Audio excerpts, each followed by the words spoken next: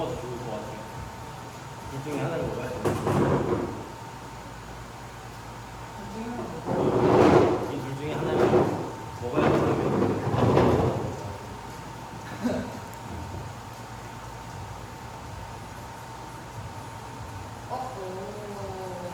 얘도 빠고 찡고 얘도 빠고 구운 거고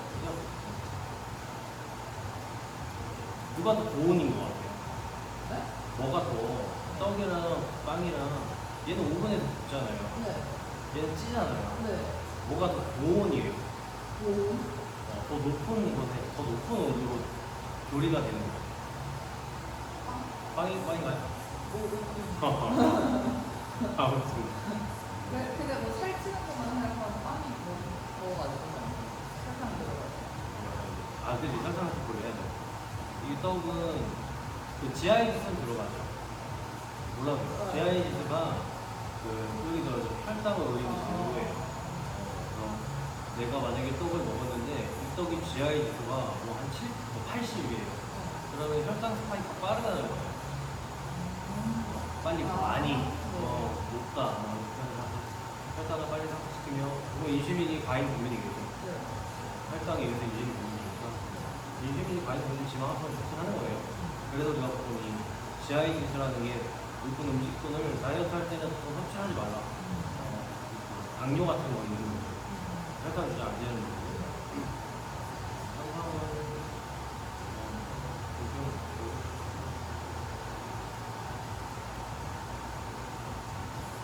여기서 말하는 탄수화물 비중은 이 면 안에는 전체 영양 성분 중에 탄단지 중에 탄수화물이 70% 차지하잖아요. 밥은 생각보다 탄수화물 그거 자체네요. 왜냐면 단백질 많잖아요. 그죠?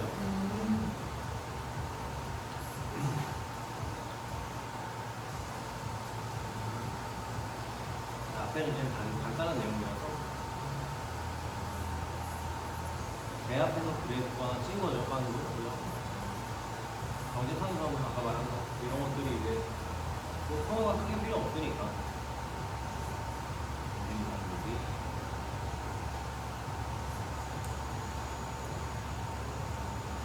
호밀빵이랑 옛날에 뭐 식빵 조금 차이 있죠.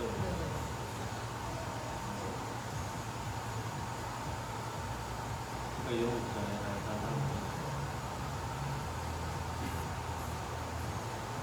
쌀은 두 가지 타입 전부는 그 단당류고 쌀은 쪼갠 거잖아요. 이거 보세요.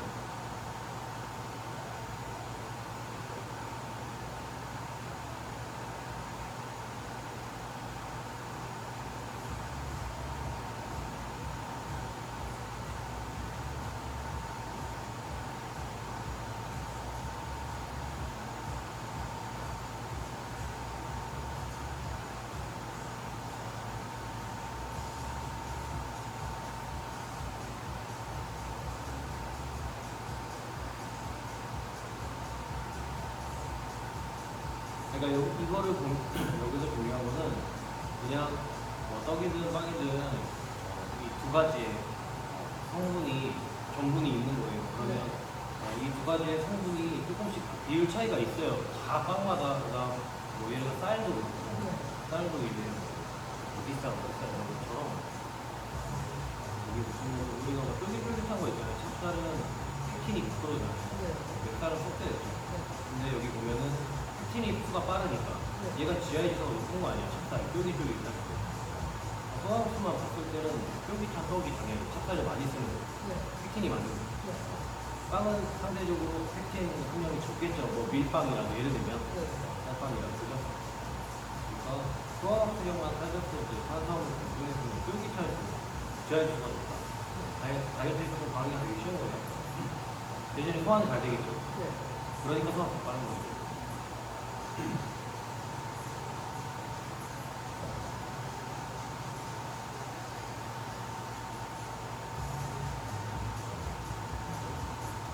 이건 뭐 대충 생각해낼 수 있는 내용들이 있네요.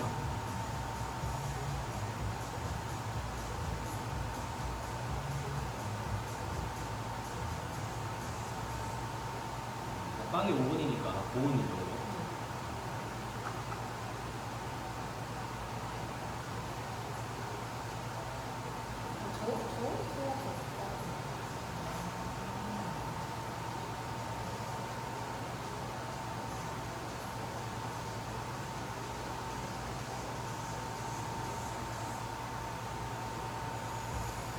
이 젤라티나이제이션이라는 이런 과정들이 그 적정 온도에서 많이 활성화가 돼요.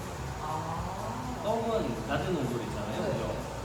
아마 그 과정에서 얘네가 더 활발하기 때문에 그래서 이제 낮은 온도로 하는 것들이 수학보다 빠르다 이렇게 된 거예요.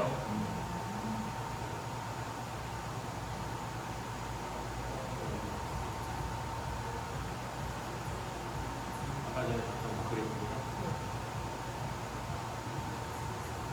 그럼 이 숫자 높은 게 pH가 높은 거죠. 네, 맞아요. 가볍다. 여기요.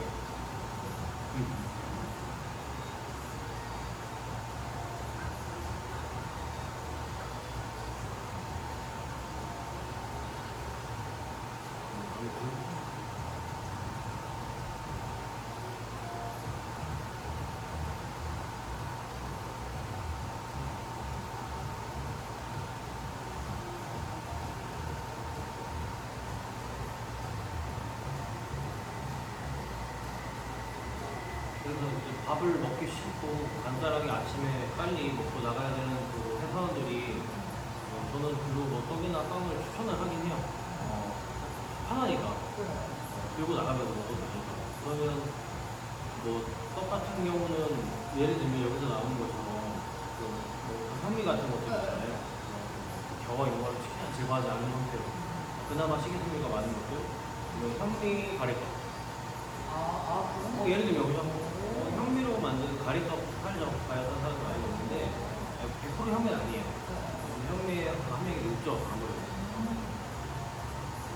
그런 걸 먹거나 빵 추천할 수 있잖아요. 그죠? 여기서 보면 아까 전에 제가 나눴던 것들 호밀빵, 통으로 된 밀, 제거하지 않은 거 우리가 다 아는 거 파스텔라 뭐가 안 되잖아요.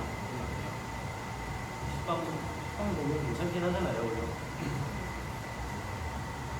식빵, 호밀빵, 떡은 이제 너무 쫄깃하지 않은 거 그냥 쉽게 말하면 현미떡 같은 거 먹어도 된다. 양은 알아서 조절하고. 이거 쉽죠, 그죠?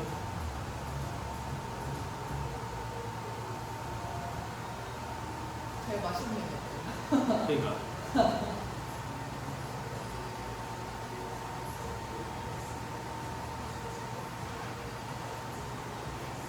살 먹고 운동하지 말라고 하잖아요. 네. 그죠? 물어보는 사람이 되게 많아요. 그러니까 대충 술 먹고 다음날 운동을 하면 안 돼. 당연하잖아요. 안 먹고 하는 게 더 맞잖아요. 그죠? 그러니까 왜요? 라고 물어보면 대답을 할 수 있어야 되니까. 결론적으로는 이러한 것들을 때문에 거고 근육 활동이 강화돼요. 호르몬 불균형, 스트레스, 자가포식이라는 거는 몸에 있는 세포를 죽이는 거예요. 암세포가 있을 때 면역력이 자가포식이 되는 거예요. 네. 한때는 이제 그 약간 공복 상태로 오래 단식을 한 일주일 정도 하면은 그리고 노르웨이였나 어디 네덜란드 막 이쪽 아무튼 또 덴마크인가 그쪽에 있는 박사가 여기 나와서 얘기한 건데 한 일주일 정도 단식을 하면 암에 대한 발생 확률을 현저히 줄일 수 있다. 이렇게 이제 발표를 했었어요. 연구를 해서 실제로 결과를. 우리가 이제 단식을 하면은 몸에서 약간 필요 없는 것들을 먼저 자가 포식을 하고 그 중에 하나가 이제 암세포 같은 거.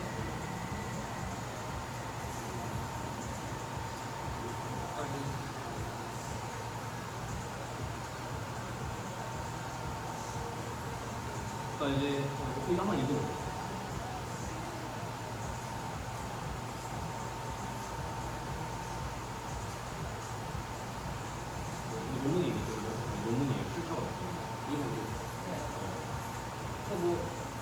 아니겠죠 이거는. 저도 이게 뭐 무슨 단위인지 몰라요.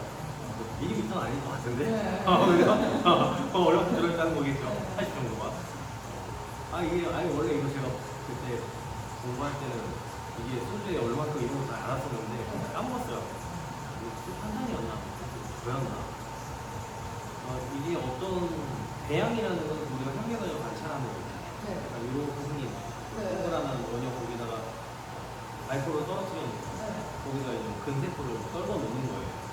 그러면 그때 이제 단백질 합성 이걸 감소한다 뭐 이런 식으로 실험을 한 건데 이 실험 조건 자체가 실제로는 내 몸소가 아니야. 조건이 확실히 다른 거죠. 이해되죠? 내 몸에서 떨어진 조직은 이미 어떤 내 몸에서 발생할 수 있는 다른 기전들이 발생할 수 없는 상황이 되는 거죠. 내부빈 게 호르몬까지도 생각을 했을 때. 하지만 어쨌든 연구가 이런 식으로 돼서 전해졌다고 하는 거고, 이게 옛날에 알코올 섭도 24시간 동안 이렇게 좋아졌다고 하잖아요. 이 연구를 통해서 한 거니까 이게 신뢰도가 높긴 하지만 이 연구에 대한 신뢰도가 높다는 거는 모든 사람들이 이 연구대로 100명 가지고 만약에 실험을 했어요. 100명의 근조직을 떼서. 근데 이거를 10,000명의 근조직을 떼서 똑같이 알코올에 배양을 해서 똑같은 결과가 나온다? 이렇게 생각을 하시는 거예요. 이 논문의 신뢰도는 이 논문에서 선택한 이런 연구 방법들, 메소드를 똑같이 남들이 따라했을 때 비슷한 그런 결과가 나온다라고. 그러니까 이제 어떻게 보면 이거는 아까 말했던 대로 우리 몸은 아니죠. 다를 수도 있겠죠. 왜 이렇게 연구했다니까. 단백질 합성은 리보솜 단백질이랑 리보솜은 예전에 한번 대충 우리 유전자 정보와 그 유전자 정보 그거 이렇게 사선형으로 그거 잠깐 붙이고 그 단어 그게 뭐지?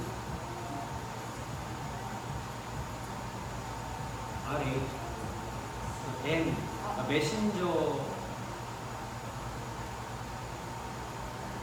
세포 내에서 있다가 이 유전자 정보를 내 근육에 필요한 어떤 합성 단백질을 끌어와서 가져가려면 이 유전자 정보가 반으로 쪼개져서 mRNA, mRNA, DNA.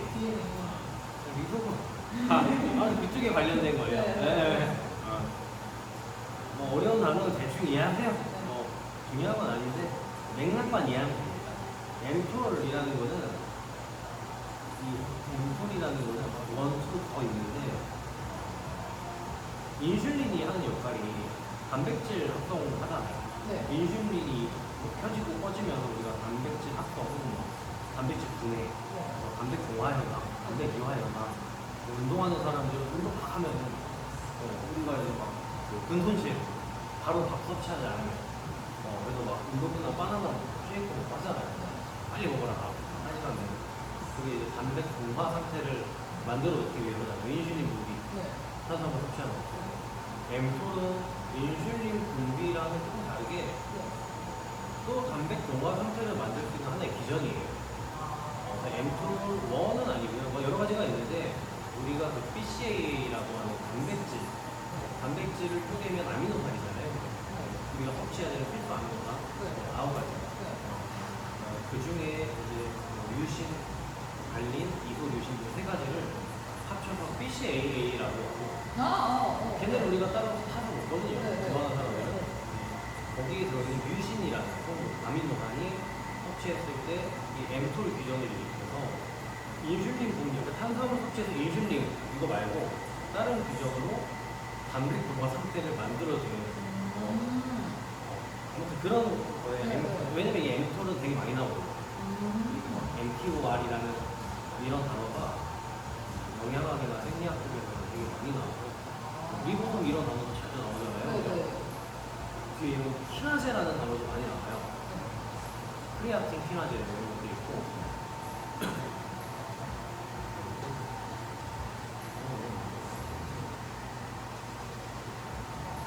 지금 뭐 이렇게 보면은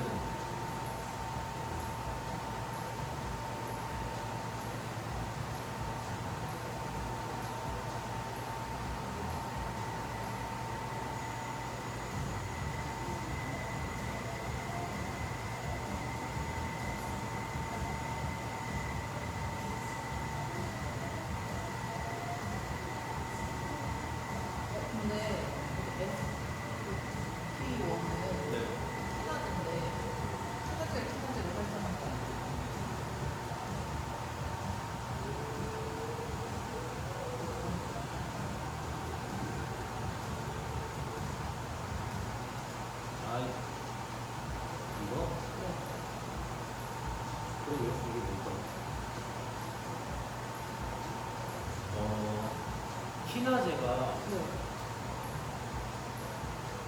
그 키나제가 키나제인데 저는 키나제라는 건 제가 생각하는 의미가 있잖아요. 그러니까 이제 키나제가 키나제인데 약간 어떤 느낌이냐면 그 수용체라고 해요. 그러니까 우리 몸속에는 뭐 중추의 어떤 중추신경의 이런 활용을 위해서 뭐 뇌하수체 같은 거 예를 들면은 아무튼 온몸 저기 여기저기에 간 이런 데도 있고요. 그 비타민 D 하나 예를 들면 네. 비타민 D 수용체라는 게 다 들어있어요. 네. 그래서 수용체라는 게 그냥 좀 쉽게 얘기하면은 효소 같은 거. 그러니까 얘가 자체가 갖는 역할은 없지만 뭔가 비타민 같은 게 이제 여기에 결합됐을 때 이게 하나의 어떤 역할을 하게 되는 거예요. 그래서 그 키나제라는 단어는 되게 여러 가지로 많이 붙어서 쓰여요, 지금. 그러니까 얘네는 예를 들어서 크레아틴, 이면 크레아틴이라는 성분이고 네. 얘네가 뭐 크레아틴, 크레아틴 키나제 뭐 아무튼 뒤에 이런 식으로 붙여버리면 걔네는 이제 효소 반응이 일어나, 쉽게 말하면 이후의 물질 혹은 뭐 그런 효소 반응이 일어나기 전에 있는 단독 수용체 또 이런 것들을 얘기하는데 여기서 말하는 게 지금 비보정 단백질 키나제 1이라고 되어 있잖아요. 그러니까 이제 이 전체가 하나인 거고 지금 이게 그거죠. 이게 키나제 활성을 강화한다라는 게 약간 효소나 뭐 수용체 같은 것들이 활성을 강화한다.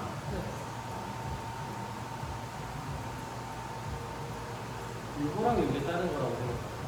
이건 뭐 하나라고 생각해요. 그냥 그런 식인 거죠. 이렇게 하나. 그죠? 이게 하나고 얘는 뭐 예를 들어서 이게 되기 전이라고 생각하면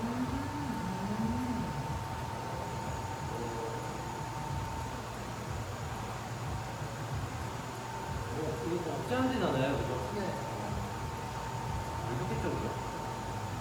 그러면은 가끔 술 마신 다음날에 운동을 땀 빼가지고 별로 알코올 빼낸다고 화장한다는 사람들이 있잖아요. 네. 그건 좀 잘못된 거예요. 그렇죠. 알코올은 땀으로 배출되는 게 아니에요.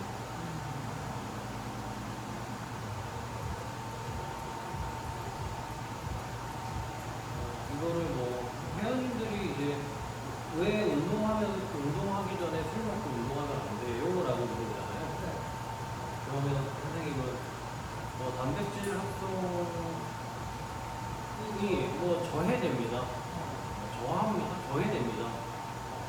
뭐 이런 것들은 그게 다죠. 우리는 얘기해 줄게. 그런 기능성이 나와야 됩니다. 근데 뭐 이런 내용들은 저도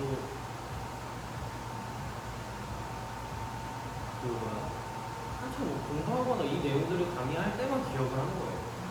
이건 약간 생리 영양학인데 제가 뭐 그렇게 세세하게 이런 것까지 기억을 저도 똑똑하지 못하니까 이해되죠? 배워서 대충 맥락은 이해하고 있기 때문에 또 보면 바로 설명할 수 있고 한데 저도 지금 이게 긴가민가한 거예요. 이게 뭐였는지 잘 기억이 안 나고 한번 선생님이 찾아보세요. 이게 키나제라는 게 제가 말한 것과 좀 다를 수도 있어요. 저는 정확하게 지금 내가 기억하는 게 맞는지 좀 헷갈려서 찾아보고 그냥 맥락만 그냥 이해하면 돼요. 근육 좀 돼요. 그다음에 뭐 호르몬 들기력 그런 거에 필요한 점도 그런 거. 이게 1kg당 1.5g이라는 비율이잖아요. 그러면 만약에 제가 뭐 체중이 80이라고 치면 그럼 80 곱하기 1.5g이니까 4, 5, 40, 그럼 112g이네요. 그죠? 12g. 그러니까 제가 12g 정도의 알코올을 여기 정도 따로 70kg니까 한 1.5g. 그러면 테스트로 나쁜 호르몬이잖아요. 근육도 좋아. 근육도 특히 호르몬이에요. 여성도 있는.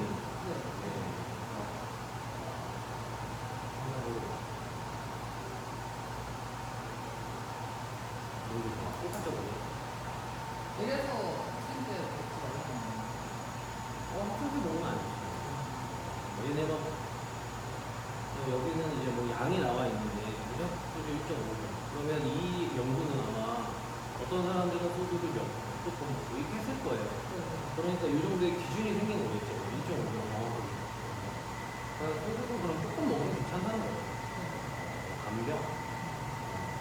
사람마다 조금 본의 아닌 응용 차이가 있기 때문에 그거는 뭐 고려인지 모르겠지만 그 외국에서는 보통 와인 한 잔 정도는 먹는 거를 권유하기도 하거든요. 네, 그렇죠.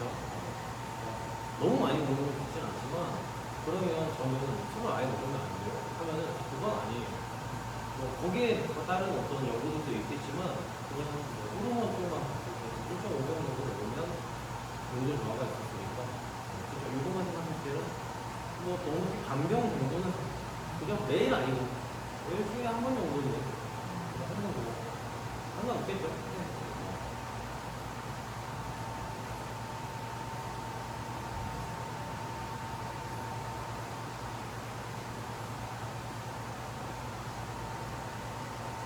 한 이뮤는 이뮤에 저항한다는 거잖아요. 그죠?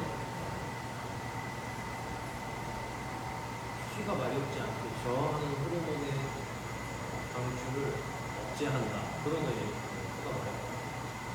그리고 탈수도 이게 술 많이 먹으면 화장실 가잖아요.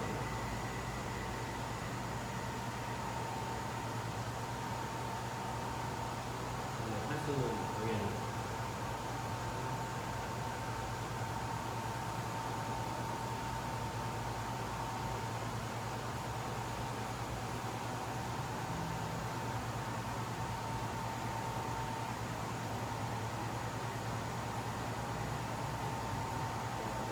우리가 얘기하는 근손실이 자가포실인 거예요. 근육도 세포고 세포가 없거든요. 항상 우리 몸의 그 단백질은 그 이제 전환이 되죠. 내가 섭취하면 또 몸에서는 실제로 쓰이는 양들이 있고, 뭐 책에 200g이었나? 그죠? 200g, 220g 정도가 팔아요. 평균적으로 몸속에 소비가 돼요. 꽤 많은 양이잖아요. 그죠? 그럼 우리는 그만큼의 단백질을 섭취하진 않지만 다른 경우를 통해서 어쨌든 몸에서 쓰이는 만큼의 양을 충족시키거든요. 식단과 함께. 근데 이제 그 안에서도 운동을 덜하고 단백질을 덜 하면 자가포식이 계속 있는데 술까지 먹어버리면 좋지 못하고 그래서 오히려 벌컥 하는 사람들은요 괜찮아요. 황철성 같은 경우는 좀 많이 먹거든요. 근데 그 사람들이 뭐 이제 스테로이드를 맞긴 하지만 또 이 알코올 대사에 대한 저항을 해주는 그런 스테로이드를 먹는 건 아니고 테스토스테론이나 성장호르몬 같은 거, 인슐린 이런 거 맞는 거거든요. 단백질화. 그러니까 이제 이런 사람들은 좀 많이 먹고 있잖아요. 다이어트 하는 사람들은 안 좋죠. 그죠? 안 그래도 계속하는 거. 다이어트 하는 사람은 안 먹는 거죠. 아, 그래서 먹지 말라고. 물론,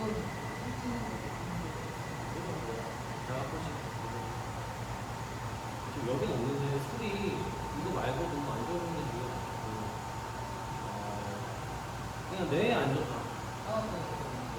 그 술을 먹을 때 나오는 어떤 성분들이 있어요. 어떤 대사가지고 걔네들이 우리가 그 신경 뇌에서 나오는 신경이 몸으로 전달되잖아요. 움직일 때 그 경로에서 이제 아세트콜린이라는 성분이 분출돼서 신경 벽부에서 활발하게 교환이 이루어져야 되는데 걔네들이 방출되지 못하게 술 자체의 성분이 약간 사부 능력이 뛰어지고 몸을 내 맘대로 움직일 수 힘이 빠지는 이런 것들이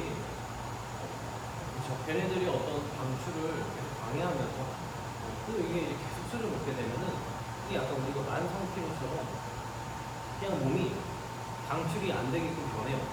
그렇대요. 그래서 이제 술 많이 먹는 사람들은 말도 없이 하고 몸도 흐르는 하고 하는 거 같아요. 술을 많이 먹으면 좋지 않다. 도움이 하나도 없어.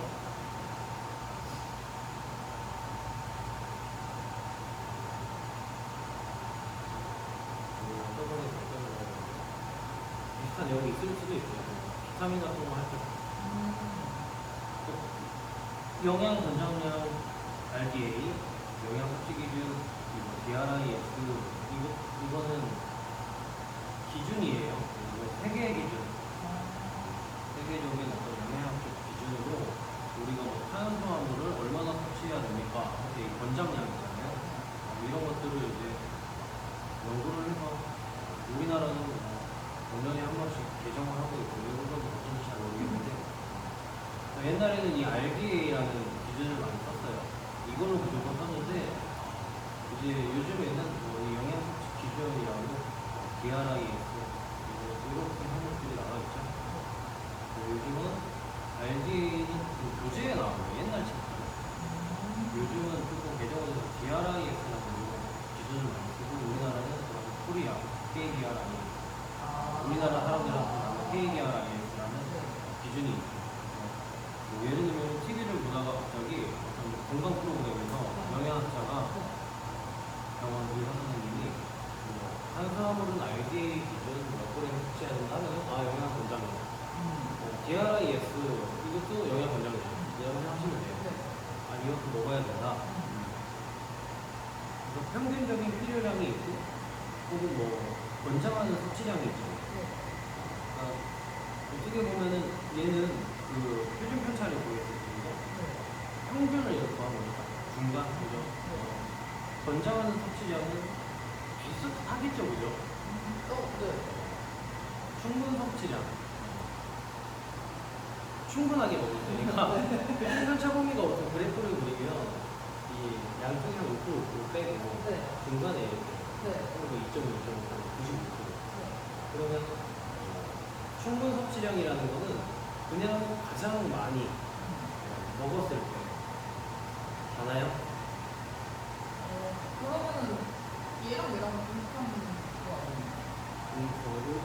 이거 대단히 건강을 유지하는 건강하게 먹는 게 최대라고 생각해요. 충분히 상한은 마찬가지죠. 상한은 2 이상 먹으면 안 된다. 그것도 비슷한 개념이에요. 선생님 말이에요. 여기는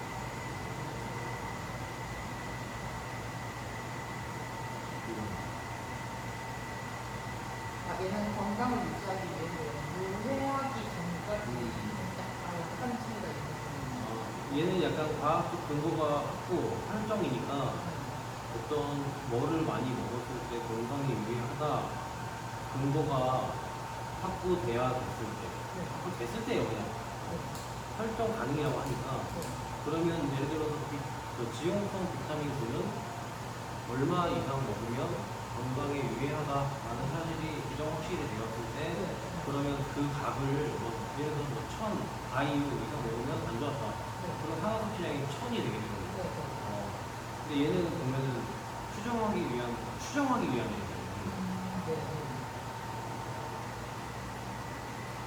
과학적 근거가 부족한 경우 실험 연구 또는 관찰 연구에서 확인됩니다. 건강한 사람들의 영양 섭취가 그러니까 이제 선생님이랑 저랑 둘이 연구를 해요. 우리가 맨날 탄수화물을 선생님이 50g, 100g, 150g 이렇게 늘려. 저도 계속 늘려요. 근데 뭐 예를 들어 일주일에 50g씩 먹어. 근데 둘이 건강 지표로 뭐 혈액 검사를 하든 인바디를 조절할 때 건강해. 그 다음에 100g씩 먹어. 건강해. 그리고 뭐 건강해. 추정이잖아요. 그래서 150을 먹어도 건강해.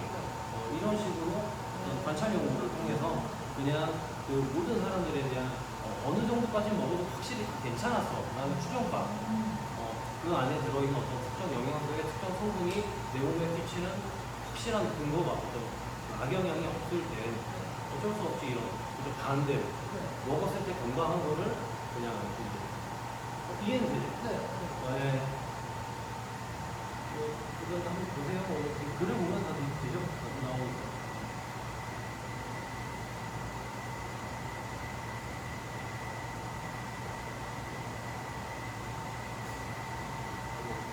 비만 이거 만성질환이에요. 무조건 비만은 적게 먹어야죠. 예를 들어 그럼 비만에 대한 실내 알레르기들이 있겠죠. 예를 들면 임상 영양에서 예를 들면 당뇨도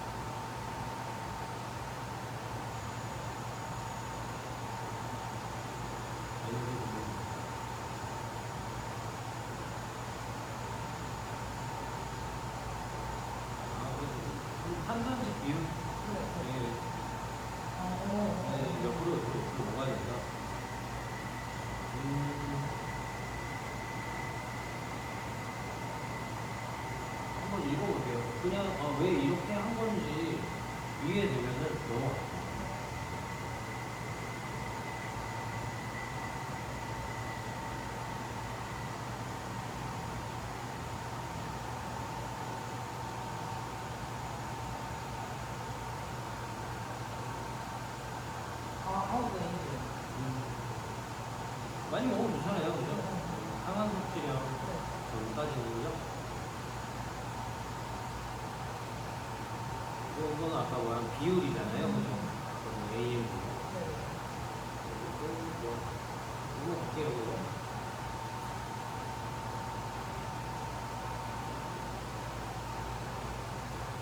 이거 다 있고. 평균 수유량에서 나온 기준이 나왔거든요. 상한 섭취량은 안 좋은 거고, 평균 섭취량은 이상적인 거고, 이거는 권장, 이 정도는 먹어라.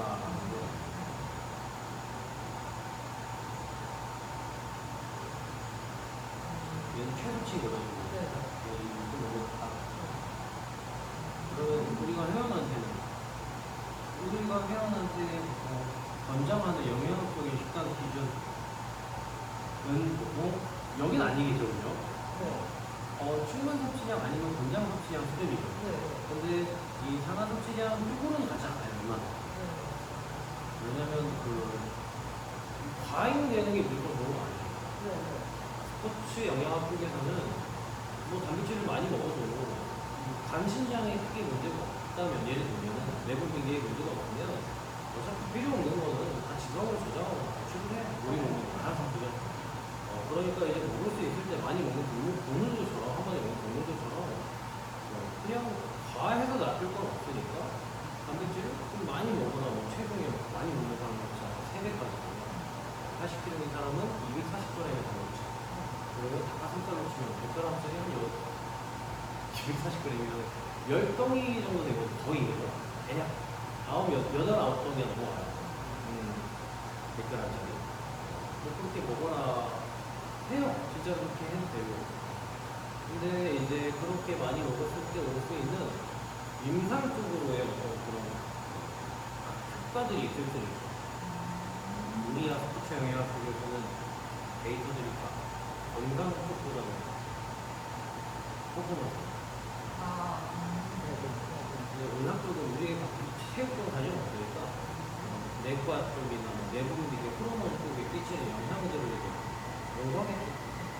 의학 쪽에서는 과할 때 안 좋은 것들이 있기 때문에 둘 다 충족을 하려면 권장 섭취량보다 많이 먹고 충분 섭취량 안에서는 정해진 어떤 틀이 있어요. 단백질은 한 끼당 30g에서 최대 40g, 40g 정도 권장하고 20에서 30g 정도로 친구가 잡은 여성들 한 끼에 탄수화물은 한 70g 맥시멈. 그게 보통 햇반 한 공기인 거니까 남자들은 100g 이런 식으로. 얘네도 물론 충분 섭취량 쪽에 가깝긴 하지만 그래프상에서는 좀 요요되고 중간치 이 안에서 그런 것들은 여러 가지를 좀 봐야지 않으니까. 근육질 중에는 수분이 되게 많잖아요.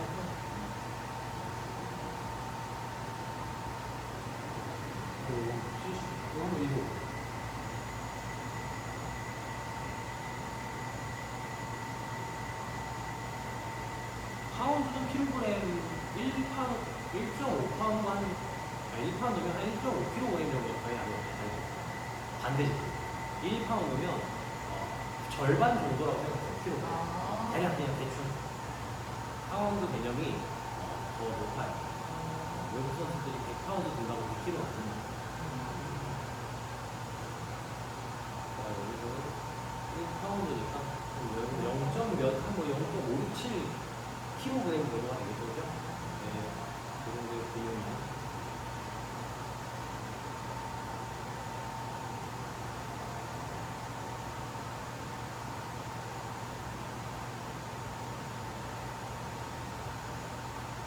왜 100g의 단백질이 필요한 거예요? 일주일에 100g의 단백질이 필요하거나 이렇게 하는데요. 70kg의 젊은 분들은 일주일에 이만큼 밀리는 이유.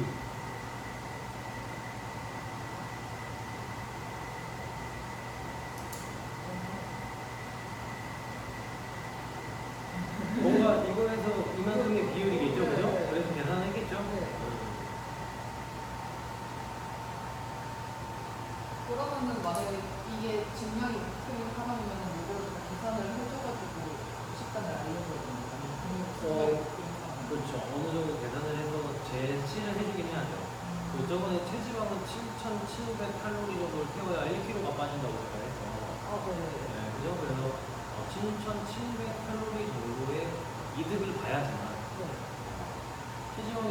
빡 빠집니다. 그래서 뭐 한 달에 보통 건강하게 다녔을 때 맥시멈 3kg.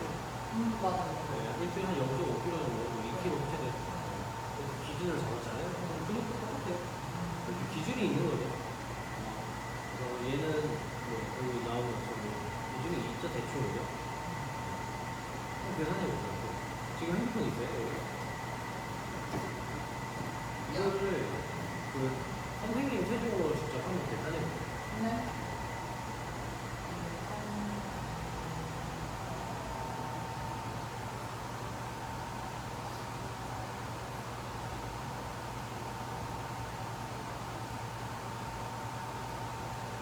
우리는 파운드 개념이 조금 킬로그램 단위로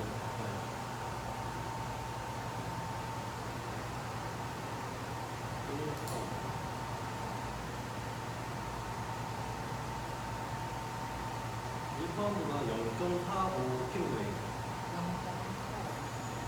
아니, 정확하게 0.45 할까요? 그럼 우선은 0.45 그리고 곱하기 22%.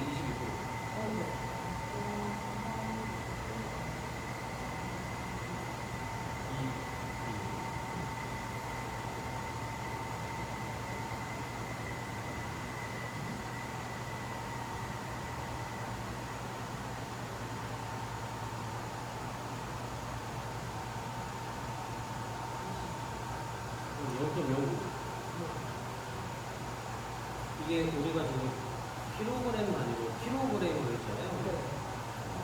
그러면 이게 곱하기 1000 해야 그램이니까 99g이거든요. 네. 약 1kg니까 1kg 딱 하면 되겠죠. 그러면은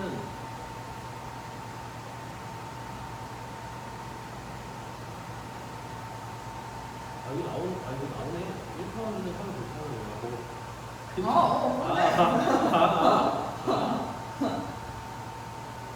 454g 안에 이렇게 돼 있으니까, 그러니까 454g 곱하기 22%는 99.88g. 그러면 이게 개념이 1파운드니까 100g 정도. 그러면은 100g. 그래서 100g이 필요하다는 거죠. 그러면 선생님은 계세요. 근데 왜 하루 14g이 뭐 추가도 그러면 원래 70kg 하면 1파운드 제곱은 체중 중량. 일주일에 1파운드니까 일주일에 453g 증량이라는 거잖아요. 네. 그러면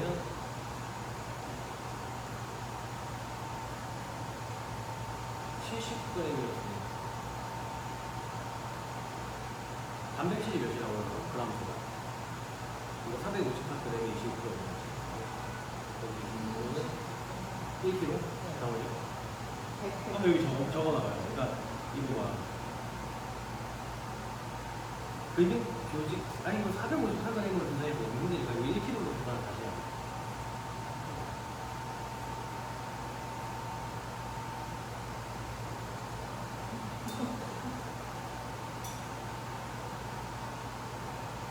이게 1파운드가 453g이니까 이거를 1kg로 바꿨을 때 양은 되는데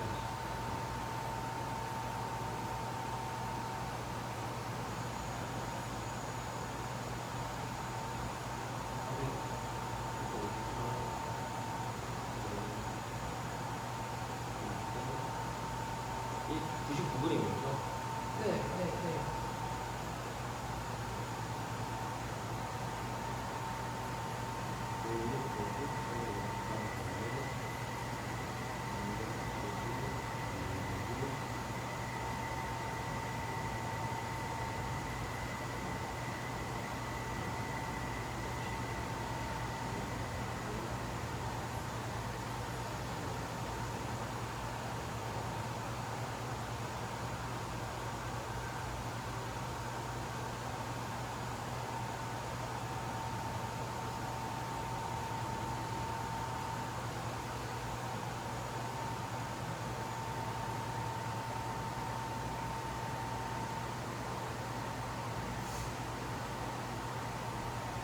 218g.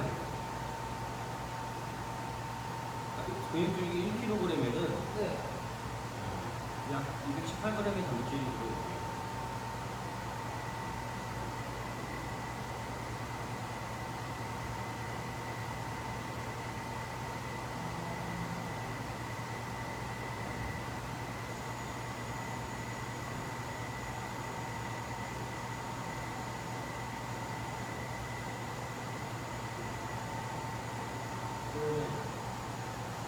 일주일에 1탄분의 제지방 증량이 최저 제지방 근육 조직 말하는 건가요? 전체를 봤을 때 이거 사는 거 있어요. 체중 증량이 목표이고 그러면 이거는 약간 1파운드 일주일 그러면 이게 단백질이 아까 상호사 곱하기 20이니까 1kg이었어요. 그죠? 1kg이면 성사. 맞아요? 상호사 그램 곱하기 22kg니까 99.88. 99.8g 그램 그럼 100g이네? 그러니까 100이라고 한 거 같은데? 그래. 맞는 거죠? 그래서 100 필요하고 하루에 14g의 추가적인 단백질이 필요해요. 하루에? 아 그러면 그래서 왜 하루에 14g의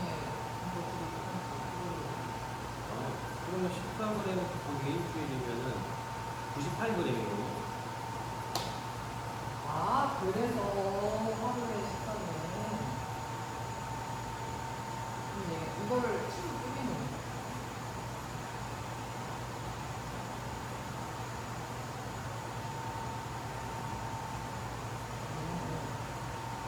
왜 98이 필요한 거죠? 네?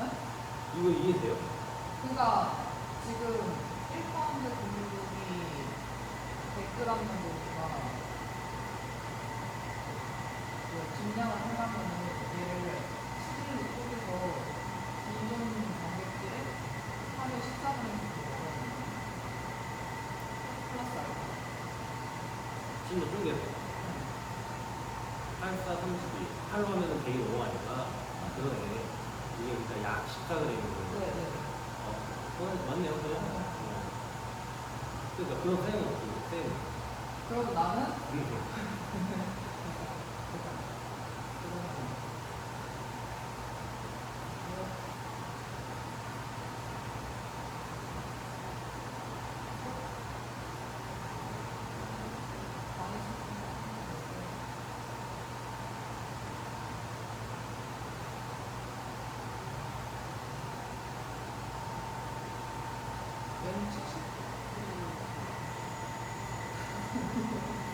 그 70kg인 사람은 이 수치 자체가 70kg의 그건 아닌 것 같아. 그냥 이건 비율이니까.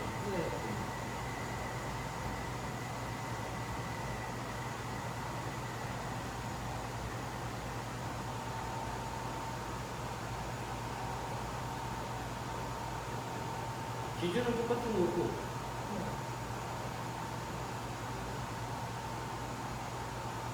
그러면은 되게 똑같이 그쵸? 맞죠?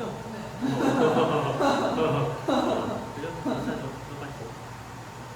그러면 쌤도 하루에 14g의 추가적인 단백질이 필요로 하네요. 예를 들면. 근데 이 사람이 70kg이 있는 저는 단백질을 1파운드에 주고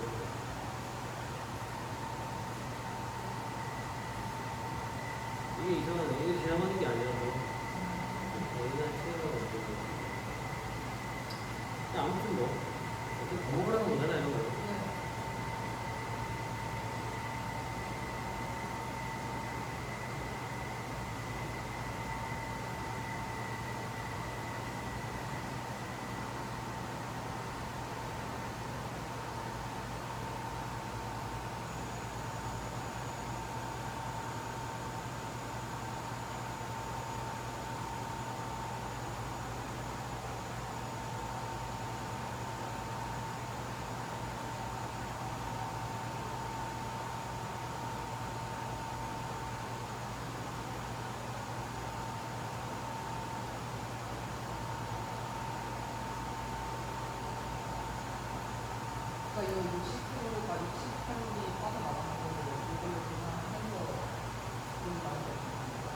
이 사람은 70이니까 이거는 그 0.8 곱한 거예요. 56 처음으로.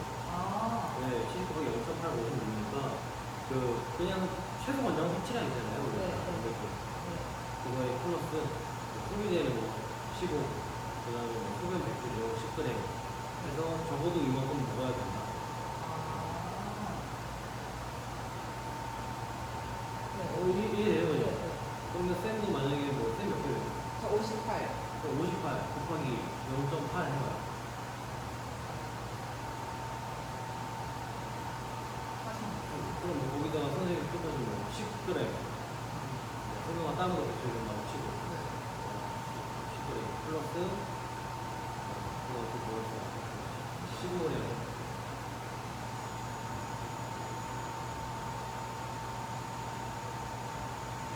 근데 1000칼로리까지는 소비 안 될 거예요. 운동을 보면. 그죠? 네. 절반 정도를 하면은 예를 들면 5g이라고 치고 예를 들면 플러스 5g. 그러면 지금 뭐가 그러죠? 61.4 잖아요. 그러니까 선생님도 아무리 못해도 그죠? 다른 활동들은 아무것도 고려하지 않고 운동만 딱 고려했을 때 적어도 61.4 그러면 단백질을 섭취해야 돼요. 다 되는 거잖아요. 그럼 이거는 권장할 수 있는 그 선에서는 어떻게 보면은 그냥 딱 최소한 필요량을 선택해주는 거예요. 그 뭐야 아까 전에 그냥 위에 있는 그래프에서 평균 필요량보다는 낮지 않고 충분 섭취량보다는 낮고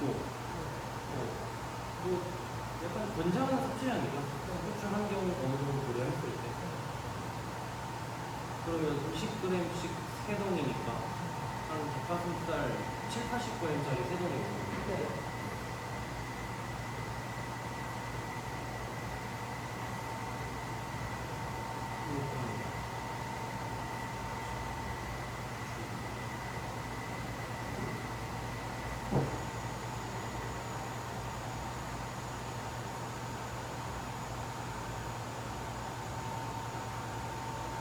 일 요구는 40% 적은 수준은 영양식. 1일 에너지 섭취 필요량보다 40%가 낮게 많이 쉽게 먹어거든요. 그리고 저항훈련을 했고 그리고 식단은 단백질을 많이 비중을 단백질이 2.8g이랑 위에서 많이 먹는 거죠. 얘가 제지방 근육량이 증가하고 지방의 감소에 대한 효과가 있었다는 거잖아요. 오히려 많이 먹는 거니. 그러니까 얘는 단백질을 더 많이 섭취한 거고 고단백 얘는 똑같은 양 안에서도 탄수화물의 지방이 조금 더 많았다. 살 뺄 때는 단백질 반응이 좋아요. 얘는 저항훈련이네요. 얘는 초고단백질이 단백질이 훨씬 많죠. 많으면 많을수록 사람 많이 빠졌다는 거죠. 지방량. 근데 근육량은 비슷해요. 그러니까 이제 2.4 여기는 2.3. 예를 들어 이게 같은 연구였다면 다른 연구긴 한데 같은 연구였다면 2.4, 뭐 2.3g 정도의 단백질까지는 1.2보다는 단백질의 숙성에 큰 효과가 있지만 그 이상은 지금 이 연구에 참여한 그 실험분들한테는 어떤 유의미한 효과가 없었다라고 보는 거죠. 그러니까 이제 만약에 선생님이 단백질을 먹을 때 이 논문을 토대로 단백질 양을 섭취한다면 1.2g, 체중 곱하기 1.2 아니에요. 체중 곱하기 한 2.3, 2.3, 거기 50이면 100g 넘는. 근데 뭐 3까지는 안 곱하겠죠.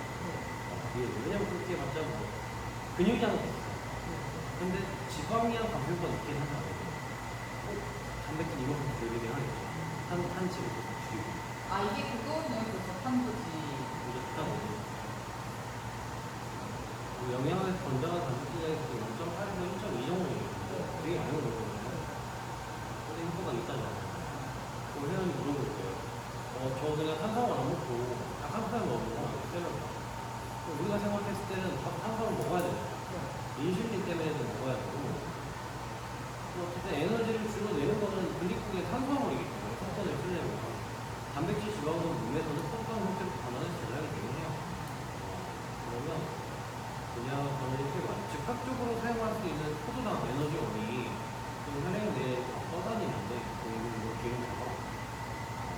걔네는 이제 그걸로 이게 할당을 재는 거잖아요.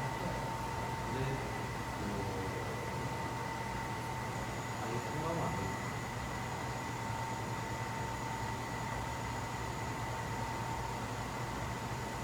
단백질을 너무 많이 섭취하면 안 되는 이유를 설명해 보세요. 과다 섭취. 바다 섭취하면 신장에 영향. 근데 이 사람이 건강한 사람. 요거 아마 바다 섭취하면 옥수수하고 이거랑 빠져나. 그냥 만약에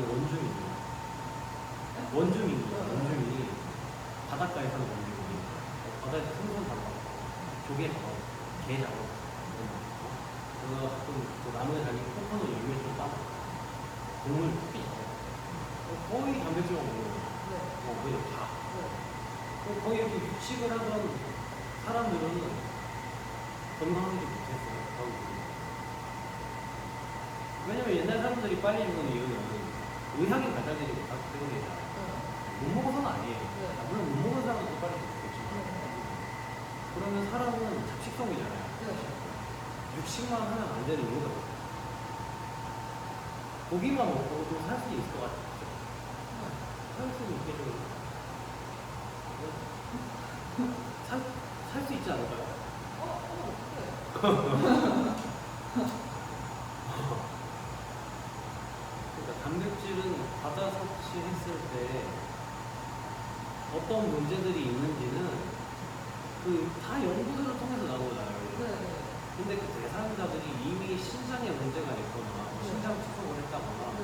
간 수치가 높거나 예를 들면 몸에서 어떤 약간 신장이 안 좋거나 이런 사람들이 뭐 고칼슘 이렇게 나오는 것들이 있어요.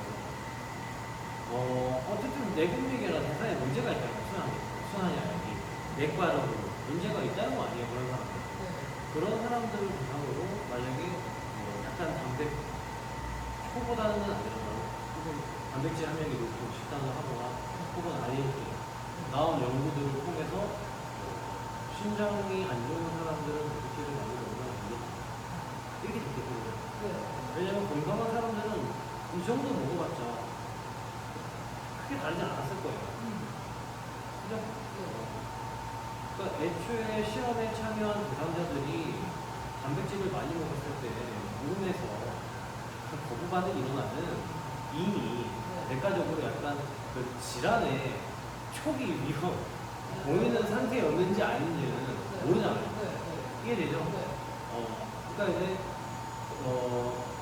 이거는 본인한테 선택하기 맡깁니다.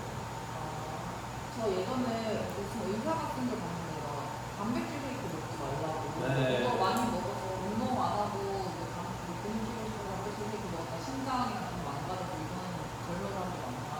근데 그 사람은 애초에 원래 안 좋은 사람들이 그렇게 되는 경우도 있고. 그럴 수도 있죠. 뭐 신장과 간이 유독 안 좋은 사람은 유전적으로. 네. 어머니나 아버님 그 6대 세대에서 항상 뭐 신장적으로 안 좋았거나 위가 안 좋았거나 위 암으로 돌아가시는 분들이 많다거나 하면 유전이잖아요. 그런 사람들은 내과지라도 조심해야죠. 어느 정도는 지금 건강한 거예요. 그러니까 그 닭가슴살을 근세에서 먹게 되면은 영양 성분은 깨지진 않아요. 근데 다만 소화 속도가 빨라지겠죠. 그건 문제가 되겠죠. 그러니까 문제가 된다기보단 씹어먹는 거에 비해서는 좋다고 볼 수는 없는 거예요. 네. 상대적으로. 저는 옛날에 한 15년 정도를 가량만 마셨어요.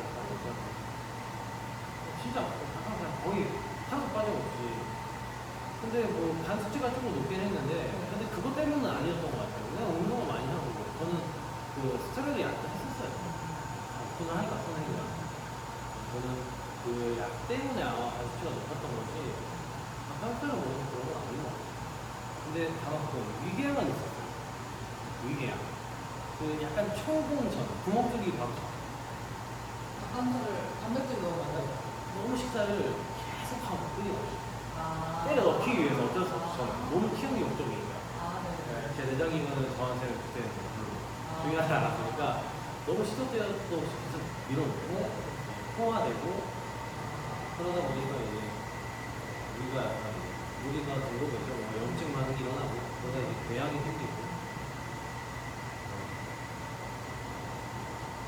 그러니까 이제 그냥 뭐 많이 먹으면 제가 이게 많이 먹어서인지 저희 어머니 눈 안 좋고 암은 아닌데 근데 외할머니께서도 위암으로 돌아가고 뭐 가족력이 있을 것 같잖아요. 저도 위궤양이 있어요. 일본에서 많이 먹어도 위궤양이 온 사람은 별로 없거든요. 위 어느 정도. 그러니까 이제 저 같은 경우는 이게 유전적인 그런 상황 때문에 우연찮게 그냥 많이 먹는 것과 함께 위궤양이 하는 거지. 아니면 정말 닭가슴살 많이 먹어서 이제 모르잖아요. 여러분들 신이 아니니까.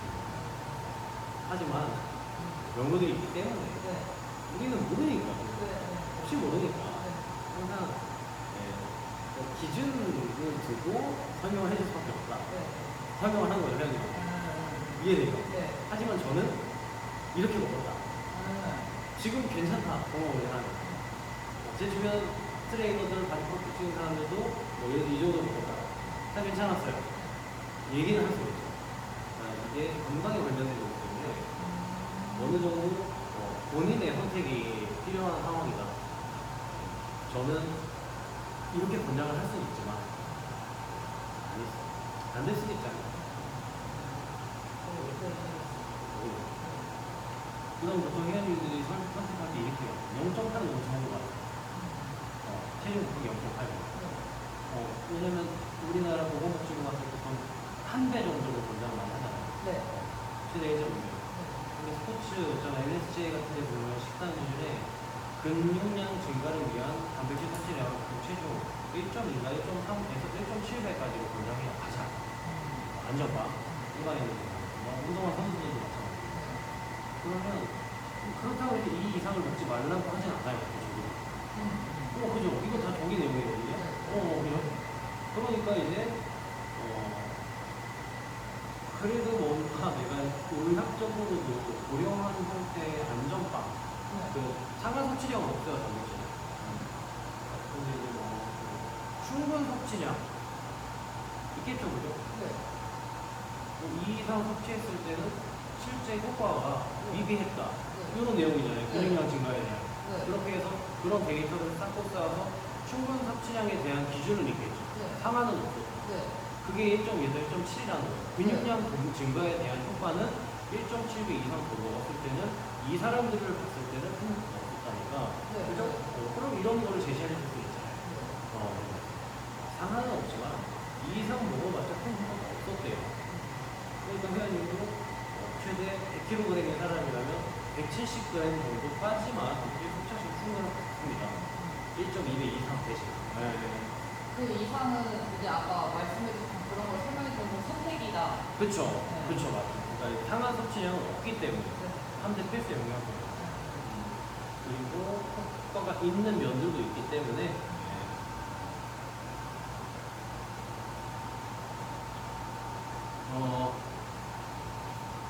선생님 요즘 하는 거 없죠? 숙제 없다. 식단 데이터를 식단 데이터. 저기 있는 식단 파일 저런 걸 기반으로 어차피 똑같이 하는데 저거를 저기 나오는 기준은 판단지 비율 정해져 있잖아요. 영상이. 선생님이 해야 될 건 뭐냐면 그냥 저번에 그 운동 스트레칭 안내 책자 같은 거 있잖아요. 그거 제가 만든 거. 그거 이제 끝난 거죠, 이제? 다 만들어진 거죠? 저번에 그게. 그러면 그거를 회원한테 줄 수 있어야 돼요. 회원이 그것만 보고도 할 수 있어야 돼요. 스트레칭을. 이것도 그런 거예요. 회원님이 궁금해할 만한 거. 나중에 정말 운동에 푹 빠졌어야 돼, 회원이. 기존에 식단 짜줄 때는 저 비율대로 했는데 남들은 보니까 막 5, 3, 2 비율이 아니고 다른 비율 많이 넣고 그죠? 그리고 뭐 시간, 타임 몇 타임 3시간 통으로 먹는 사람도 있고 그죠?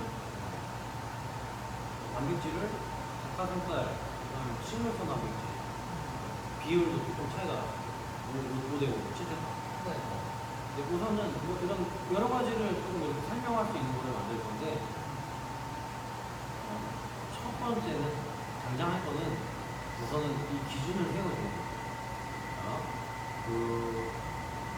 우리가 통합의학이라고 해요. 통합의학이라는 거는 쉽게 말해서 우리가 의사들, 치료사들, 우리 같은 이 운동사들, 우리가 트레이너들, 트레이너들 빼고 의학적으로, 스포츠 의학도 의학이 분야니까 의과학적으로 모든 그 의학적인 분야에 대해서 고려를 했을 때 좋은 운동, 방법, 예를 들어 영양, 심리 이런 것들을 포괄적으로 다 생각한 쉽게 말하면 그 학문의 통합이에요. 스포츠 의학 예를 들어 이건 하나잖아요. 영양도 하나지만 얘네 두 개를 합치고 그게 통합적인 의학이 되는 거잖아요. 그래서 이 통합의학이라는 것은 개념인 거예요. 그냥 내 학문의 어떤 기준은 아니고 통합적인 뭐 의과학, 통합적인 의학 기반 적정 단백질 섭취율. 여기서 말하는 적정은 저런 책에 적혀있는 적정 섭취량 말고 권장 섭취량 말고 선생님이 이런 식으로 얘기해 줄 수 있어요. 풀어서 써야 돼요. 그러니까 만약에 단백질 하나, 단백질, 탄수화물, 지방만 하면 돼요. 세 개. 그러니까 저런 책이나 아니면 ACSM, NSCA 혹은 이제 영양학 혹은 또 임상 영양학 분야를 정해주니까 스포츠 영양학, 그 다음 일반 영양학, 그 다음에 임상 영양학, 이건 의학 쪽이고 약간 의학 쪽 영양학, 그 다음에 완전히 의학 병원 의사들이 얘기하는 그 사람들이 잘 영양 잘 얘기하죠. 아무튼 임상 영양이 보통 의사들이 얘기하는 영양이에요. 같은 거일 거예요 아마. 운동 쪽 혹은 일반 영양, 일반인 기준 혹은 약간 임상 어떤 병리학 쪽으로 이제 고려해야 될 것들이 있는 사람들 이 세 가지에서 제시하는 탄수화물의 적정 권장 가치 체중 단위 그죠? 1kg의 체중 단위가 몇 그램? 이게 쪽이죠. 그게 아까 전에 이 DRIS 기준도 있을 거고. 평균, 권장, 충분, 뭐 상한. 뭐 상한이 정해져 있는 곳은 없지만 여기는 없지만 기준은 뭐 이런 데에서는 얼마 이상 먹지 마세요. 권장할 수는 있잖아요. 권유는 할 수 있잖아요. 권장.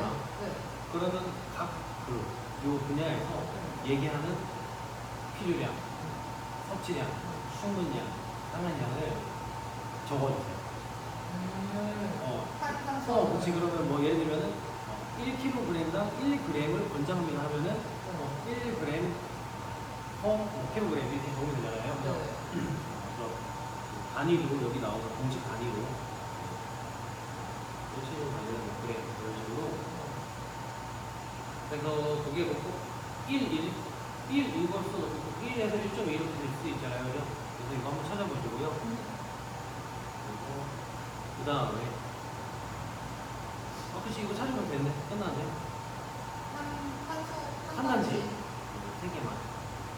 그러면 탄수화물도 만약에 있으면은 찾아보세요. 탄수화물도 종류가 많잖아요. 쪼개면. 그죠? 단순하게 회원님들한테 설명할 때는 우리가 막 아까 봤던 아밀로프틴, 아밀로스 이렇게까지 설명 안 하지만 회원님도 뭐 현미에 있는 대야, 겨 이 정도는 안단 말이에요. 그러니까 현미가 일반 흰쌀보다 조금 뭔가 식이섬유질이 더 많겠죠. 이 정도 다 알죠.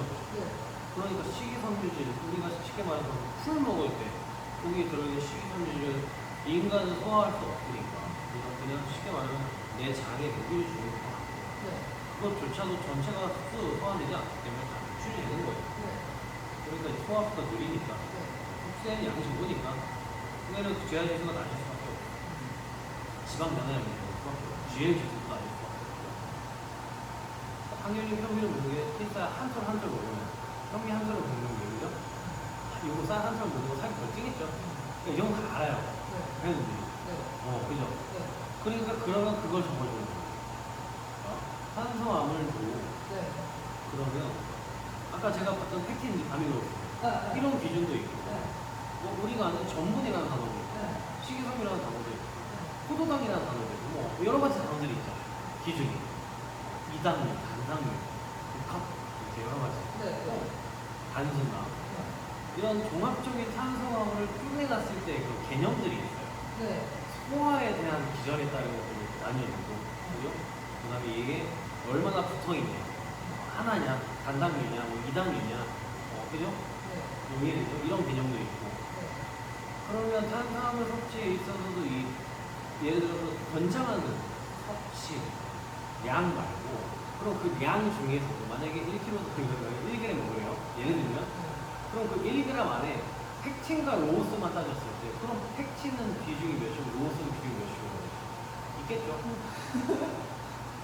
단순당, 그러니까 쉽게 말하면 우리가 말하는 당류, 설탕, 단당류와 뭐 이당류와 복합당의 적정 비율, 있겠죠? 네. 있기 때문에 우리가 그 식품 샀을 때 뒤에 영양성분표에 단당류를 따로 표기하고 복합적인 탄수화물 전체량을 따로 표기하잖아요. 네, 그래서 네. 우리가 여기 나오는 KDRIS, DRIS의 기준에도 당류 섭취 권장량이 있고, 네. 네. 네. 그 다음 전체 탄수화물 권장 섭취량이 따로 있고, 네. 뭐 이런 것들이 있잖아요. 네. 그런 것들을 한번 생각을 해보면 네. 선생님 식단 기준으로 생각을 해보면 네. 왜냐면 보통 탄수화물 섭취량만 생각을 하니까 사람들이 네. 그러면 당도 우리가 얘기하는 설탕도 탄수화물이잖아요. 이런 커피에 들어있는 단당류, 그죠? 그러면 이런 단당을 섭취하면 안 되는 거냐? 그러니까 안 된다고 얘기할 때는 그 GI 지수를 얘기하는 거예요. 근데 이 단당류도 어느 정도 섭취, 그러니까 그 권장량이 있잖아요. 네. 권장량이 있다는 건 먹어도 된다는 거예요. 네. 그죠? 네. 그러면 회원님한테 우리가 이제 식단을 짜줄 때 이 사람이 간식을 너무 좋아해. 그래, 먹어야 돼. 그래, 사탕 먹어야 되는 거잖아. 하루에 한 두세 개씩 먹고 싶대요. 그러면 안 돼요. 먹지 마세요. 라고 하는 트레이너도 있겠죠. 이해되죠? 안 돼요. 각설탕 먹지 마세요. 이렇게. 저는 커피 사먹을 돈이 없어요. 이런 사람 없겠지만. 커피 사먹을 돈이 없어요. 집에서. 커피랑 프림이랑 설탕을 따로 해서 먹는데. 제 유일한 낙이에요. 하루에 2잔 먹는데. 그럼 설탕 한 2스푼씩만 넣어서 먹는데, 총 하루에. 그것도 먹으면 안 돼요. 트레이너들이 생각했을 때는 설탕이기 때문에 권장할 수는 없잖아요. 그러니까 보통 안 좋을 것 같다고 생각을 하기 때문에 보통 괜찮을 것 같지만 다이어트 하실 거면 이왕이면 드시지 마세요라고 얘기를 할 거란 말이에요. 근데 그렇지 않을 수 있잖아요. 이해되죠? 이게 아리까리 하잖아요. 지금 생각해봐도. 이런 것들에 대해서 생각을 해봐요. 그렇기 때문에 단당류를 그러면 섭취하면 무조건 안 좋은 건지, 그냥 탄수화물의 일종이기 때문에 어느 정도는 허용이 되는 건지, 이해되시죠? 그러니까 커피도 하루에 몇 잔 정도는 먹어라. 이런 거 어느 정도 먹어도 된다. 하지만 이런 데는 이거 먹으면 안 돼요. 여기 너무 많이 들어가요. 그렇죠. 당류가 너무 많이 들어가니까. 왜냐면 저는 오늘 이것만 마시고 끝낼 게 아니라 이따가 점심을 예를 들면 저녁 한 조각 먹지만 저녁도 먹을 거니까 거기에 설탕이 들어갈 테니까 총량을 생각했을 때 이걸 지금 먹지 말라고 하는 건지, 아니면 여기에 들어가 있는 당류가 내가 지금 한 끼에 먹기에 너무 많은 건지 이해되죠? 예. 이런 것들을 내가 회원한테 설명해 줄 수 있게. 회원님들이 주로 먹을 만한 것들을 드리고, 과자 먹을 수 있고, 빵에도 설탕 들어가 먹을 수 있고, 당근빵, 예를 들면, 당근. 커피 먹을 수 있고, 바닐라. 저처럼. 바닐라한테 저 하루에 이거 먹으면 안 돼요? 제가 선생님 그거예요. 회원님들. 제가 따로 식단 잘할게요. 이거 하나만, 저 이거 하루에 한 번 먹으면 진짜 나게요. 이제 대답을 해줄 수 있어야 돼요. 만약에 이걸 먹을 거면 식단을 어떻게 해야 되고. 그쵸. 여기에는 시럽이 들어가고 설탕이 많이 들어가니까 이거를 먹으면 안 됩니다가 아니라 명확하게 설명해 줄 수 있어요. 아니면 이게 먹을 수 있을 수도 있잖아요. 그죠? 탄수화물 하나만 할게요. 얘는 탄수화물 하나만? 그러니까 우선은 이번 때는 이 중에 탄수화물 딱 하나만 하는 거예요. 이거를 다음 주 수요일 한번 해보세요. 까지? 딱 하나만. 너무 생각해보면 너무 할 게 많아요. 이게 탄수화물 하나. 제가 생각할 때 아무리 못해도 한 2시간 정도 깊이 좀 이렇게 해봐야 좋은 거 모을 것 같아요. GPT. 네가 알아서 내가 알아서 이게 모아주니까 내용을 그러니까 이런 거에 대한 논문이 있는지 먼저 물어보세요. 단위를 보통 이런 데 보시고 KDRIS 이거 한번 찾아보세요. 보건복지부 사이트로 가서 2025년 개정판이 아마 나와 있을 거예요. 새로. 이게 2020년도 들어가니까 5년에 한 번씩 가야 되니까 선생님이 보면 되죠. 거기에 이제 탄수화물 몇 그램 섭취해야 돼 나오고 세세하게 당류 이런 거 다 나올 거예요. 그럼 얘한테 물어볼 수 있죠. 아니면 여기에 나와 있는지 모르겠어요. 그 사이트에. 여기서 당류를 이렇게 제한하는 이유가 있겠죠. 이걸 물어보거나 찾아보세요. 왜 탄수화물 중에서 당류를 요만큼만 먹으라고 권장하는지가 나와 있겠죠. 이 이상 먹으면 어떤 악의 영향이 있는지. 그러면 그런 것들을 선생님이 보고 이렇게 먹으면 이게 안 좋은 거구나. 하루 총량에 대한 제한도 있을 테고 한 끼에 대한 제한도 있을 수 있잖아요. 그러면 그런 것들을 기반으로 내가 설명을 해줄 수 있는 거예요. 여기에 만약에 10g이 당이 들어갔는데 여기는 한 끼에 15g의 당류를 섭취하래요. 그럼 괜찮은데 대신에 하루 총량 당류가 예를 들어 20g이에요. 한 끼 제한이 15g인데 하루 총 20만 먹어요. 이해돼요? 근데 얘는 10g이에요. 그럼 먹어도 되죠, 지금 당장은. 근데 아침, 점심, 저녁에 설탕이 들어가는 식단을 한다고 쳐봐요. 그러면 안 될 수도 있겠죠. 그러니까 이런 것들이 있을 거 아니에요, 그죠? 찾아보세요. 근데 이 DRIS. 네. 그럼 요거 기준이 평균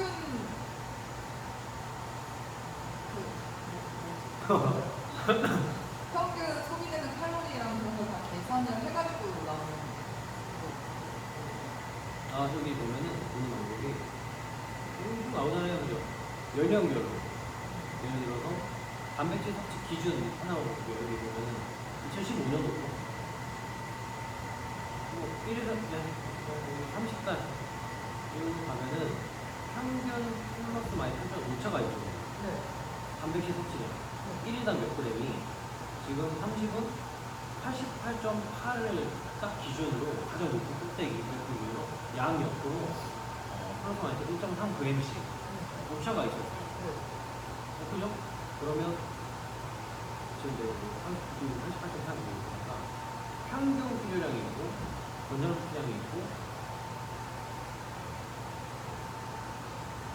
두 개가 있잖아요. 그럼 이게 뭐예요?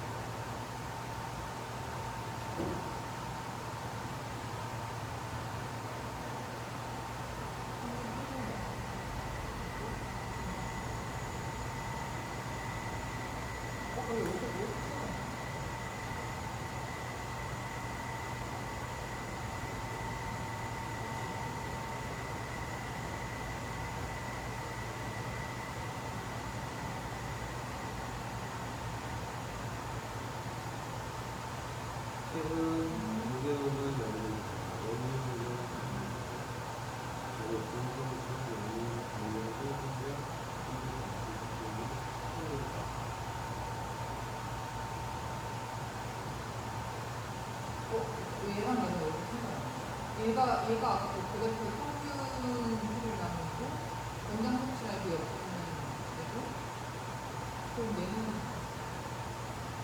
이거는 이거예요. 이런 나이대의 사람들이 지금 이만큼 여기에 나오잖아요. 평균 단백질 섭취량이 이 정도 먹는다. 인 거죠. 그럼 많이 먹는 거예요? 그쵸? 이거보다 많이 먹죠, 이거. 평균 데이터가. 이게 좀 바뀌었어요, 지금 레이션이. 이게 지금 몇 명이지 안 나온 사람 아닌데, 여기 찾아보면 나올 건데, 여기는 안 나오는 것 같아요. 여기도 몇 명이지 안 나오니까. 그러니까 이제 이게, 이렇게 좀 얘기하면은 좀 안 되지만, 예를 들어 정말 어려운 사람들 그런 사람들은 먹을 것도 못 먹고 있잖아요. 그러니까 그런 사람들을 대상으로 만약에 연구를 했으면 이렇게 안 나왔어. 이해되죠? 그러니까 이게 데이터라는 거는 어쨌든 실험 놈들이 어떻게 중요해요. 되게. 그러니까 만약에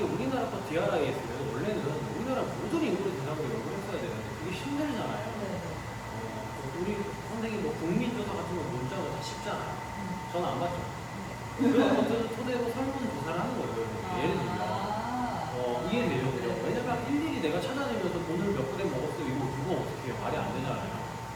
그런 설문조사들을 통해서 추정을 하는 건데 소비 형태나 이런 것도 어떻게 봐서 그러니까 이제 이게 아무래도 이 논문에 대한 신뢰도는 높을 수는 있지만 이 메소드 연구에 대한 방법 자체에 대한 신뢰도를 이렇게 생각했을 때는 제가 당장 이 내용을 선생님한테 과연 접목을 시켜도 될까? 이건 약간 의심은 하긴 해야 돼요, 선생님. 아, 그죠? 네. 그러니까 이건 참고예요. 아, 어떻게 보면 이건 그냥 참고 친 거예요. 네네. 그러니까 책에 나온 내용과 조금 차이가 있죠. 네, 이해되죠? 그러니까 그런 걸 더 찾아봐요. 실제 연구 논문. 그러면 여기서 제시하는 뭐 필요량 50g만 먹은 운동 선수들이 과연 100g을 먹은 운동 선수보다 좋아하냐 이런 연구들이 있겠죠, 그죠? 네. 그럼 당연히 100g 먹은 사람은 근육이 더 많이 늘었을 거 아니에요. 네. 아까 그런 것도 막 하고 체지방 더 많이 빠졌겠죠. 네. 그럼 왜 이렇게 여기서는 권장하냐 이 말이에요. 안 돼, 이게 권장을 그 사람들에 맞춰서 해야 돼. 이해되시죠, 그죠? 그러니까 이거는 대충 그런 어떤 척도요. 디폴트 값을 만들어주는 것 뿐이고 기준을 우리는 영양학 기반으로 조금 더 다양한 것들을 고려해서 소연한테 얘기를 해주고 궁금한 것도 대충 찾아볼 수 있겠죠? 이거 한번 해보세요. 한번 딱 보면요. 이게 머릿속에 남잖아요. 네, 맞아요. 그래서 저도 이게 지금 그걸 전부 세세하게 말씀 못 드려요, 선생님한테. 저도 컴퓨터가 아니기 때문에 지금 1.2에서 1.7, 2.3에서 1.7 그것도 헷갈려요. 처음 1.3이었나? 1.7이었나? 1.7은 또 기억이 나는데 이게 저 NSCA 내용이거든요. 스포츠 영양 시험을 기준이 있거든요.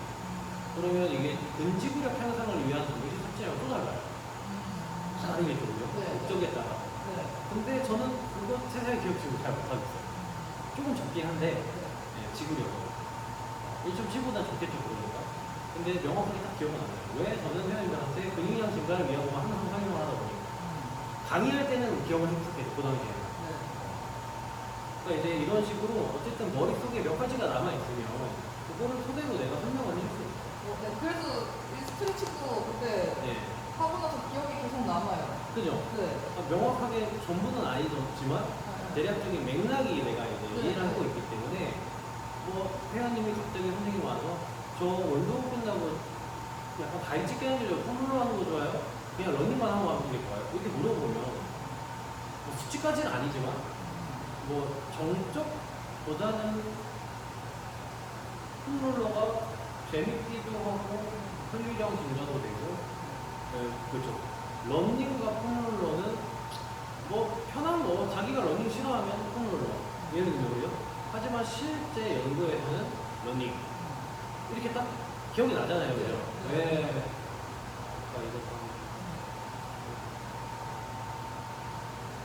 선생님이 궁금하신 건 따로 없어요. 이쪽 말고 아무거나 책 그래도 많이 보셨으니까 NASM이든 NSCA 이런 안녕하세요. 저런 책이나 아니면 운동할 때 조금 잘 모르겠지만 기능일과 해부학적 기반으로 보통 운동을 해야 되니까요. 기시력이 그다음 작용 운동 조금 헷갈리는 거 운동은 잘해야죠, 선생님과 기본이에요. 식단은 좀 몰라도 돼요. 왜냐면 우리 영양학자가 아니니까 원래 선생님은 근데 요즘에 워낙 원하는 게 많다 보니까 어느 정도 좀 과학적으로 증명된 것들을 제시할 수 있어야 되기 때문에 하는 거고 원래 몰라도 되고 트레이너가 영양학 몰라도 되잖아. 그냥 영양, 스포츠 영양 그냥 있는 것 뿐이지. 근데 운동은 우리가 전문가잖아요. 근육량 증가를 위한 운동 방법과 강도 설정, 세트 수, 호흡법, 휴식 시간 이런 거는 우리가 전문가이기 때문에 우리가 제일 잘 알아요. 어깨 후면 삼각근을 증량, 근육량을 분비대를 위해서 내가 이 근육의 훈련 강도 설정, 호흡법, 자세 확실히 알아야 돼요. 제가 보통 트레이너 선생님들한테 이거 실무 같은 거 경력직은 스트레스 제일 먼저 보는 게 후면 삼각 보는 거 봐요. 벤터버 레터럴 레이저, 그다음에 리버스 플라이. 그러니까 거의 이거 하나만 본다고 해도 이게 제일 어려워요. 왜냐면 팔을 뒤로 뻗는 경험은 적기 때문에 특히 이 어깨는 못해요. 이 정도는 다 알아요. 수영. 그리고 이거는 너무 명확하게 어깨 관절에 대한 움직임이에요. 어깨 관절을 쓰는 느낌과 등을 쓰는 느낌이 명확하게 다른데 수평 외전은 수평 외전은 내가 날개뼈를 놓는 건지 어깨 관절에서의 움직임인지 보기는 하죠. 저는 날개뼈를 내밀면 관절에서 움직이는 걸 알기 때문에 이런 느낌을 주면서 이렇게 움직이겠죠. 여기에서만 움직이면 그냥 하잖아요. 편하게 가요. 그건 날개뼈 움직여요. 근데 이게 내가 운동을 할 때도 이렇게 되고 있냐는 거예요. 고개를 들고 운동을 할 때. 덤벨을 남자한테 10kg, 10kg를 들리고 벤토버 레터럴 레이저를 시키면 대부분은 그 운동을 해요. 3분. 근데 그때 대표님이 그 얘기 하셨잖아요. 이 어깨 하나밖에 운동할 때 순간인 줄 알았는데 삼두 장두가 좀 과하게 활성화되는 경우가 많죠. 왜냐면 생각 많이 한다고. 체력도 많이 있고 왜냐면 이게 막 쪼여지니까 팔 전체가 혈류량이 증가하니까 자극이 세게 오는 것 뿐이에요. 삼두 장두가 여기까지 이어지니까 어깨 한번 바로 옆에 있거든요. 얘가 팽팽해지니까 얘도 뭔가 힘이 들어가니까 지금 하나가 안 올라가요. 그러니까 이게 삼두 장두가 힘이 들어가는 이유가 알아요. 단순하게 팔꿈치를 펴선지 아니면 내가 생각할 때 뭔가 팔을 약간 뒤쪽으로 끌고 와야 되는 상황이 있어요. 팔을 때 제가 만약에 이렇게 앞으로 뻗어 올리면서 외전을 하면 실제로 힘은 이렇게 중요해요. 제 팔은 일로 움직이고요. 그러니까 뒤로 힘을 줘요. 또 따로 앞쪽으로 뻗고 뒤로 가고 이런 함정이 힘이 나요. 처음부터 일로 올리면 함정이 힘 안 줘요. 근데 손목은 어떻게 해요? 그죠? 그러면 둘 중에 뭐가 맞는지 이런 거 알아요. 네, 그러니까 이런 걸 제가 얘기한 건데 선생님이 명확하게 아는 것들 빼고 제가 말했을 때 이런 거 있잖아요. 되게 어려운 운동들이 있어요. 막상 지금 하는 게 과연 맞는 건지 헷갈리는 운동들이 있어요. 이도는 너무 명확하잖아요. 솔직히 너무 쉽잖아요. 복근도 예를 들면 너무 쉬워요. 데드리프트도 다 쉬워.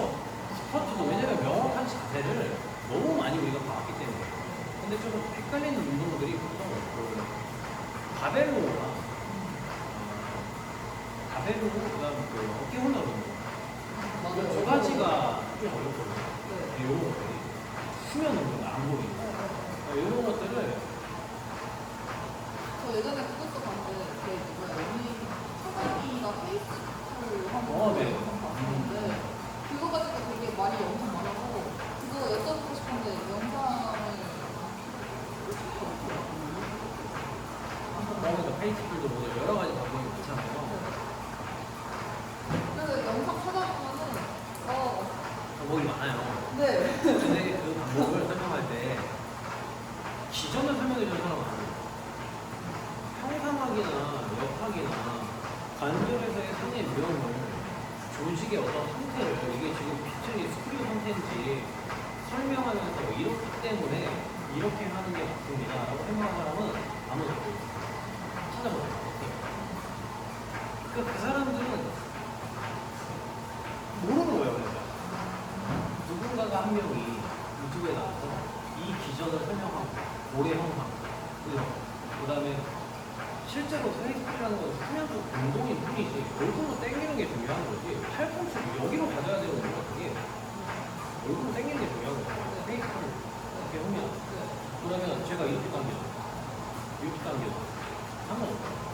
두 가지의 다른 방법이 있는 것 뿐이지 이게 맞고 이게 아닌 건 아니에요. 이해돼요? 다만 약간 팔꿈치가 벌어지냐 신전이야. 그래서 팔꿈치 위치에서 쓰는 건지 있는 건지 그죠. 회전이 외회전이 걸리는지 내회전이 유지되는지 다르잖아요. 그러면 그 방법이 다른 것뿐이지 아닌 건 아니야. 그러면 그거를 설명해 줄 수 있어야죠. 똑바로 원차인 효과. 대충 영상 보세요. 이거. 바벨로 페이스북 벤토버에서 영상만 보고 여러 가지